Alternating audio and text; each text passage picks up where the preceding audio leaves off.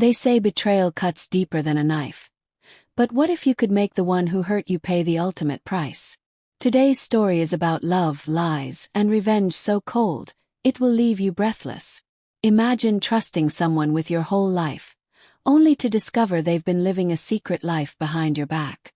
This is the story of Emily and Darren, and how one man turned heartbreak into the most calculated revenge imaginable. Stay with me because this isn't just a story, it's a lesson in betrayal and payback. Welcome to Breakup Cheater, your home for chilling stories of betrayal, heartbreak, and revenge that will keep you on the edge of your seat. Here we dive deep into lives turned upside down, secrets exposed, and the dark consequences of trust broken. If you crave suspense, drama, and real human stories that cut straight to the heart, you're in the right place. Hit subscribe, turn on the bell, and get ready.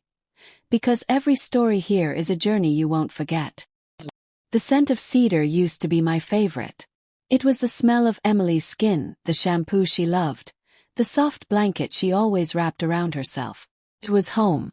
Now, even the faintest trace makes my stomach tighten, a bitter reminder of everything I lost, everything she shattered. I'm not one for melodrama, but I suppose when your life collapses around you, a little theatrics is warranted. We'd been married for 7 years. 7 years of shared mornings with coffee and whispered plans. 7 years of boisterous laughter echoing through our modest home. We weren't perfect. We argued over chores, bills, and the occasional misplaced word. But we always came back to each other. Or at least I thought we did. Started subtly. Emily grew distant, distracted. The sparkle in her eyes dimmed, replaced by a restless energy I couldn't place. She came home later than usual, citing extra work hours. Her explanation sounded rehearsed, polite, but empty. My gut twisted, a quiet dread that refused to be named. One evening I saw a message on her phone. Nothing explicit, just a casual "see you later" from someone I didn't know. But it hit me like a fist. There was an intimacy in that simple line, a current I recognized immediately. I confronted her, voice trembling as I held the phone between us. "It's nothing," she said, feigning calm. "You're imagining things." But guilt flickered in her eyes. A micro-expression, a twitch, a subtle tremor. I knew her well enough to see it. I began noticing the changes. New perfume, hours spent perfecting her hair, the way she jumped at every notification on her phone. I became a ghost in my own life, watching silently as my world unraveled. Nights were the worst. Lying beside her, the space between us felt like a canyon. I traced her face in the dark, wondering who she really saw when she looked at me, if she saw me at all. I dug deeper, a process as painful as it was inevitable. Emily's extra meetings weren't work-related. They were with a man named Darren, a personal trainer at the local gym. Pictures online showed him flexing, grinning with a smugness that made my skin crawl. The innocuous message was just the tip of an iceberg. Explicit conversations, secret rendezvous, and a blatant disregard for our vows, laid bare in black and white. A cold fury settled in my chest. I didn't scream. I didn't plead. I watched silently, planning. I acted normally. The morning coffee routine continued. Smiles were forced but consistent. Intimacy became a hollow ritual, my touch detached, my mind elsewhere, cataloging every detail for later. I prepared strategically. A separate bank account, gradual diversion of funds, ensuring my name appeared on every important document, consulting a lawyer to understand the legal ramifications of her betrayal. Every move deliberate, every step leading to the inevitable climax. The perfect moment came on our anniversary. Emily had bought a new dress, a slinky green thing more fitting for Darren than for me. I booked a table at the restaurant where we'd had our first date, romantic and intimate, designed to make her feel safe. Across the table I smiled, a predator hiding behind a mask of calm. "I have a surprise for you, Emily," I said. I handed her an envelope, elegantly addressed. Her eyes brightened, expecting flowers, jewelry, a romantic gesture. Inside were court documents. Divorce papers filed that very morning.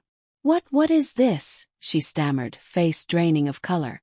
It's a divorce, I said, voice cold and precise. I know about Darren. I know everything. She tried to lie, but I didn't let her. Every message, every photo, every clandestine meeting. I revealed it all. I explained the financial safeguards I had set in place. The assets secured under my name. She would leave with nothing. You thought you could have it all, I said, voice tight with quiet fury. But I was paying attention. The smirk she once wore evaporated. Her gamble had failed spectacularly. She'd risked everything for fleeting desire.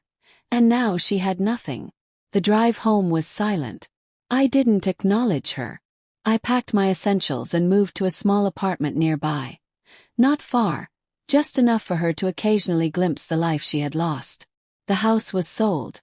Everything we built secured under my name. Months passed. I rebuilt my life deliberately, reconnecting with old friends, exercising, reclaiming joy in small things. Emily floundered, ghosted by Darren, forced to couch surf with friends, her life in disarray. One day, a mutual friend informed me that she wanted to see me to talk. I agreed, not to rekindle anything, but to confirm that justice had been served. She looked broken, haggard, the light in her eyes extinguished. Falling to her knees in a crowded coffee shop, she begged for forgiveness. Her voice cracked as she admitted love, admitted regret. I stood, voice calm, measured. Some mistakes are irreversible. You made your choice. Now live with the consequences. I walked away, leaving her behind, sobbing and defeated. The cedar scent still drifts through my life sometimes, a faint echo of what once was. But it no longer hurts. It serves as a quiet testament.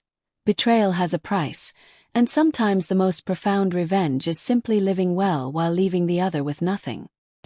Some mistakes are irreversible, and some betrayals demand a reckoning.